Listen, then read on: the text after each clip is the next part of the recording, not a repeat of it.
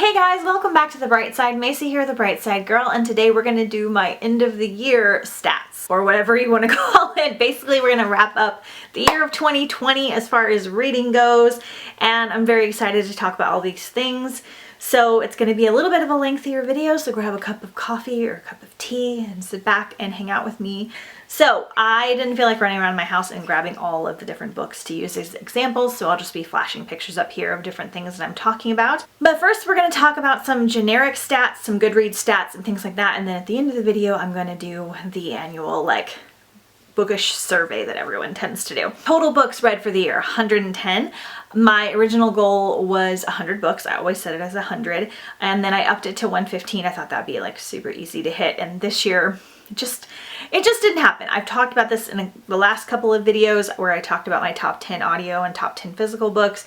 This was just not a good physical reading year for me. Audiobook wise, it was kind of my usual, but physically reading, I was just not doing good about reading before bed, and my brain was just so high strung with everything that was happening that I couldn't physically focus on the books as much as I normally do. So hopefully that will change in 2021, although I have some grand plans that I'll talk about in a goals video here soon. So I still had a great reading year. Of course, any book read in any year is awesome, and over 100 is amazing. Even if a lot of them were audio, I still got a lot out of them, and a lot of them kind of saved me from stress and different things, so that was awesome. So I physically read 30 books, my lowest number in 5 years. I think the first year that I really started booktubing and keeping track, I think I hit I don't know, 80, 90, and then I hit 90 the next year, and then I hit 70 last year. Physically was a lot lower, and it's not because they were huge or anything, it was just kind of the year that I had. Audio, I hit 80 books, so that is one of the bigger ones. I think I hit 90 something last year.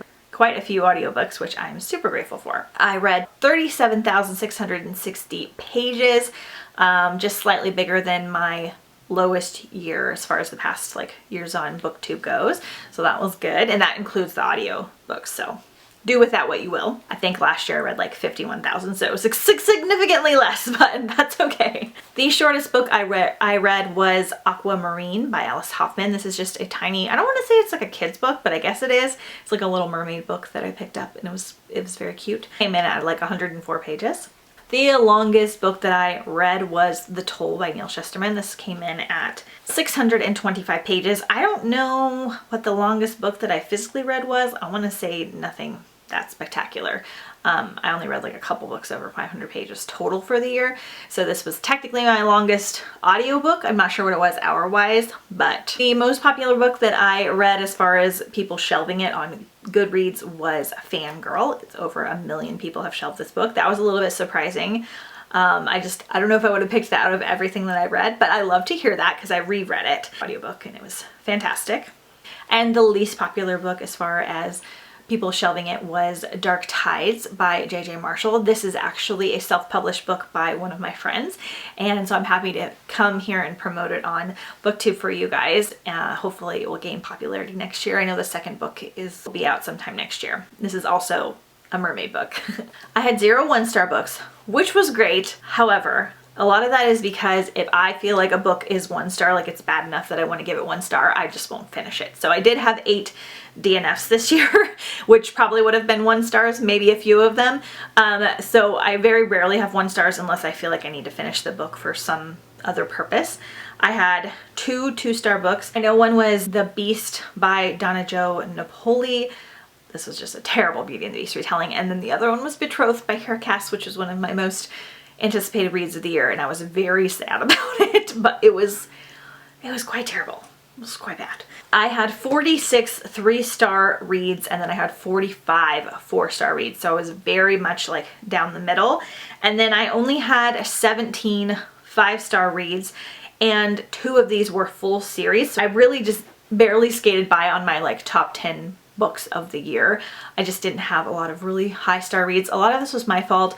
I always want to have like a balance of reading popular books and new releases, but also reading things like that nobody knows about. And because of that, I wound up reading a lot of things that there was a reason nobody knew about them, that they just weren't that great. So unfortunately, I had a lot of kind of middle of the road books, which I'm gonna do some things to kind of tweak that for next year. I had 9 rereads this year, which was kind of surprising. I didn't think I reread that much. A couple of them were Define Me by Tahara Mafi in preparation for Imagine Me. I reread Fangirl, like I talked about. I reread Aurora Rising in preparation for Aurora Burning, which I didn't get to yet. I read a total of 13 new releases, so I hit my goal of reading at least 10 per year. I read 10 middle grade books, 9 adult books, 1 comic book, and 91 young adult books. I feel like I read a lot more adult books last year and middle grade, and I was a little bit more balanced, but I just really leaned hard into the YA this year especially. Some of the new releases I read were The Vanishing Deep by Astrid Schuldt. I read Imagine Me by Tahara Mafi. I read Betrothed by Kira Cass, and a bunch of other goodies like that. My most read author, I really didn't read a lot of one author this year. Again, something I kind of want to read more of next year and lean more into those authors that I really love. But Sylvelle Louvain, because I read her entire Sleeping Giants trilogy. Amy Ewing, because I read her entire The Jewel trilogy. And then Amy Kaufman, because I read quite a few from her, but I think only like 3 or 4 from each of these. My best reading month overall was August, coming in at 13 books, which was kind of surprising because I don't think that I had a readathon that month, and usually I do the best on readathon months. So I don't know what happened in August, but it was a good month. My best physical reading months were January and October, where I read a total of 4 books. My average physical reading this month was like 2.5 books. It was very, very low for me. So those were my best physical reads. And then my best audiobook month was August, where I listened to 10 audiobooks. I did 7 readathons this year. I did Scallywagathon, Audiobookathon, 'Tis a Season-a-thon, and then my own readathons were Mermaid Marathon, Hike-a-thon, Not So Scary-a-thon, and I guess I'm forgetting one other one, but I had a really great readathon month. I have some plans to make it even better next year, so let me know if you guys enjoy watching those vlogs and videos. My most listened to narrator, which is one of my favorite stats, again, I didn't listen to a ton, I think was James Fooey, randomly. I didn't do it on purpose, but he read like The Rest of Us Just Live Here. I think he was in the Tahara Mafi books, and then he read Reign of Shadows and a bunch of things like that. I do really enjoy him, but he's not like an all-time favorite. It just happened to be that I listened to several from him. So that's all for my own personal stats, and now we're gonna do the bookish survey for end of the year. So this reading survey is by Perpetual Page Turner. I will link it down below in case you guys want to just take it for yourself and kind of fill in your journals and things. So I will be skipping over certain questions that I feel like are kind of just not applicable to me, because I know some of them apply for writers and things like that. Okay, so best book of 2020. I think I'm gonna have to go with The Toll, which I've already talked about in my top 10s of the year, which should be linked up here for you guys. It was the finale for the Scythe series, and I literally put that series on every list every year. It was just fantastic. A book you were excited about and thought you were going to love but didn't, that would hands down be The Betrothed. I love Kira Cass. I love the selection. I loved the siren. I like her writing style. I'm okay with cheesy books, but it just kind of felt all over the place to me, and I just didn't really understand the whole plot of the book. I still am very confused. So I was very bummed. Most surprising book in a good or a bad way that you read? Probably The Bone Houses by Emily Lloyd Jones. I just really had it in me that I thought I was not gonna like it. I've almost unhauled it several times, and I absolutely loved it. It made my top 10 audiobooks. It was fantastic. I listened to it in one day. It was spooky and creepy and heartwarming and beautiful, and I was very surprised. Book you pushed the most people to read in 2020? Honestly, probably the Scythe series. I know several people that have told me they have read it because of me. I'm trying to think if there's anything else that people read because I told them to. I think that was the one that most people gave me feedback about reading because of me, and they really enjoyed it, so that was really fun. Best series you started in 2020? I started and finished a couple that I really loved. Sleeping Giants is probably the best one that I started and finished this year, but The Jewel is like a close second. Sleeping Giants is sci-fi and it's told in chat logs, and the audiobook was absolutely incredible with a full cast. The Jewel is dystopian, and it was just a very different twist on dystopian, and kind of like surrogates and royalty and a little bit of magic in there too, and it was great. Favorite new author you discovered in 2020? Probably I'm gonna go with Jenny Bayliss, because her debut novel, I think it was her debut, 12 Dates of Christmas, which I just recently read, was so wonderfully festive and romantic and beautifully written, and I was just blown away, and I was really bummed to find out that she hadn't written anything else that I could like get my hands on. Most action-packed, thrilling, can't put down book would definitely be Sleeping Giants. I just couldn't stop listening. I thought about it all the time. I wanted to know what was going to happen. It was so intense, and I just loved the audio so much, and it got me through the really bad parts of 2020, and so I'm thankful to that series for that. Book you read in 2020 you'd be most likely to reread next year? Probably Nevernight by Jay Kristoff, because I loved it, but I don't remember enough of the little details to jump into the next book, and it's one of those series that I feel like I'm going to love as a whole, so I really want to go into it like remembering everybody's names and characters and like all the little details, so I will probably reread that one in the new year. Favorite book cover you read in 2020? Mermaid Moon by Susan Kuckel. This might be the most beautiful book that I own. Like, it's so incredibly pretty inside and out and all the way around. Most memorable character of 2020? Probably Mia from Nevernight. She was just very distinct. I mean, she was a teenage assassin with a really cool backstory and just a lot going on, so I really enjoyed reading and learning about her. Most beautifully written book in 2020. Mermaid Moon would be up there. It was very fairy tale-esque and very pretty. The Cold is in Her Bones is one of the prettiest, like, flowery books that I have read. It was just, the way that it was written was just quite lovely, so I'm gonna go with those two. Most thought-provoking, life-changing book of 2020?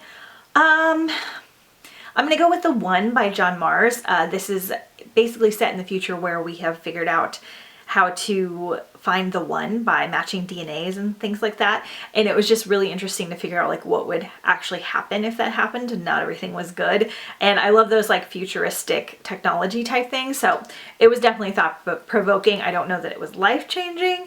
I don't think I read a book that was life-changing. They were just all kind of wonderful. Book you can't believe you waited to 2020 to read. I don't like these questions because I am always so behind on everything, so I'd probably just go with Nevernight for this, but honestly, like, I have shelves full of fantastic books that people keep telling me to read, so I'm never surprised. A book that shocked you the most? We'll go with The Jewel for this one, not because it had the best plot twist or the most or anything, but just because I was so surprised how much I liked it, and there were a lot more plot twists and turns than I was expecting for this style of a book, so it was good. OTP of the year, aka One True Pairing, You'll Go Down with the Ship. I always love a couple from the Shatter Me series, which I'm not going to say because it's technically a spoiler if you haven't read the series. And then Mia from Nevernight and Someone. Again, don't want to give away spoilers. So yeah, we'll go with those. There's also a couple from Sleeping Giants that is just like, but again, I don't like saying the names because unless it's like just about them, like you don't know who pairs up with who.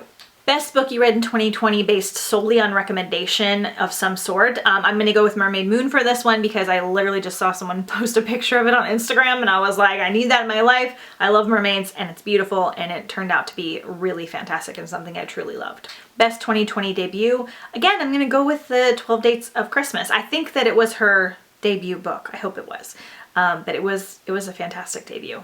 Best world building and the most vivid setting. I always think that the Scythe series has a very good world building in it. It's the best, but we're gonna say something different here. We'll go with A Court of Thorns and Roses. I thought that I could picture everything in my head.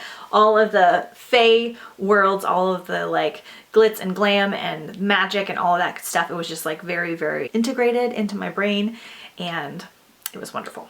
Book that put a smile on your face and was the most fun to read. Again, I'm gonna go with 12 Dates of Christmas because I know it's one of the most recent books that I read, but it was just so heartwarming and much appreciated for the end of the year, and I just literally could not stop grinning while I was like reading it. It was just like, it was so fun.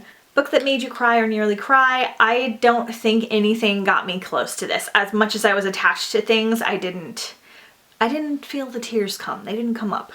Most unique book that you read in 2020? I don't know. This is really hard. I feel like a lot of them were very unique.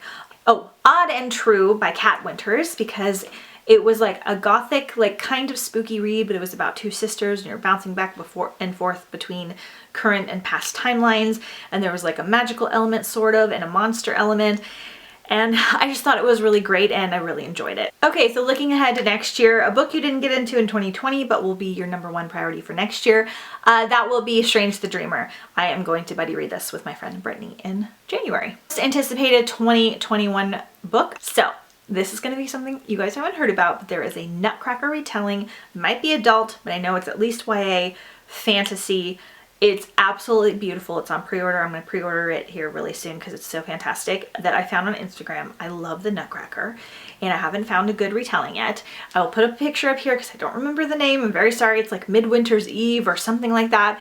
And I'm very excited for it. It's coming out in October. One thing you hope to accomplish in your bookish reading life is to get new bookshelves. I know that I am because I have the money saved and everything, but like redoing my office and getting new bookshelves and just overall getting bookishly organized. So that is it, you guys, for my end of the year stats and survey.